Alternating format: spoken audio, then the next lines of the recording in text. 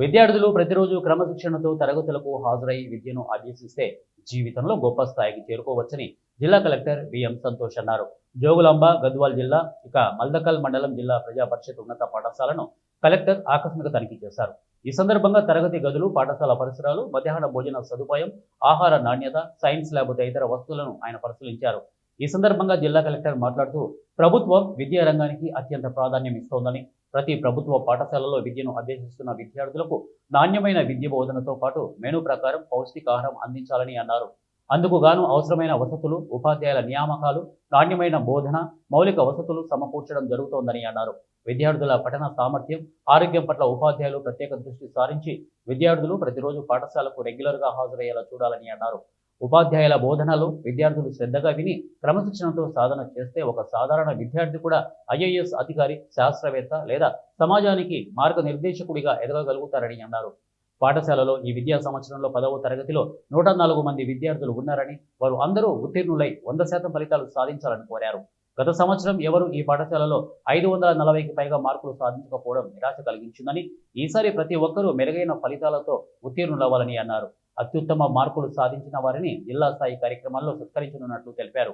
విద్యార్థులు ప్రభుత్వం కల్పిస్తున్న అవకాశాలను వినియోగించుకొని పక్కా ప్రణాళికతో ముందుకు సాగాలని అన్నారు. ఈ పాఠశాల పిఎంశ్రీ పథకానికి ఎంపికైనందున ఆనందంగా ఉందని తెలిపారు. విద్యార్థుల శ్రేయస్సు కోసం అవసరమైన అన్ని వసతులను కల్పిస్తామని సూచించారు.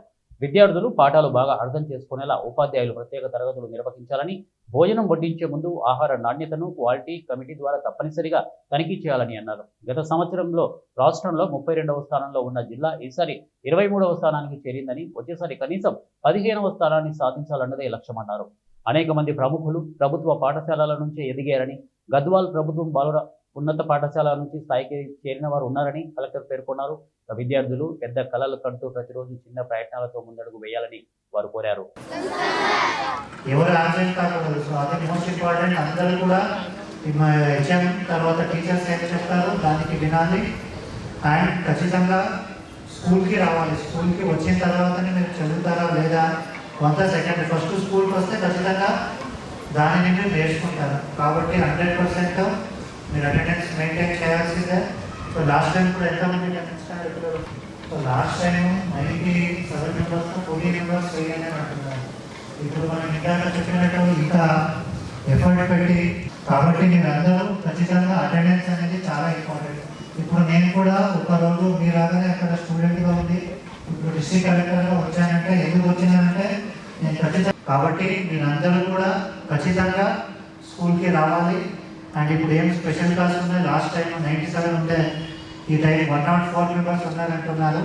సో ఈ స్కూల్ కూడా పిఎంసీస్ కింద ఎందుకు సెలెక్ట్ అయింది అంటే ఎక్కువ మంది స్టూడెంట్స్ ఈ స్కూల్కి వస్తున్నారు. ఈ స్కూల్ మంచిగా ఎన్రోల్మెంట్ అనేది బాగుంది కాబట్టి అందరికీ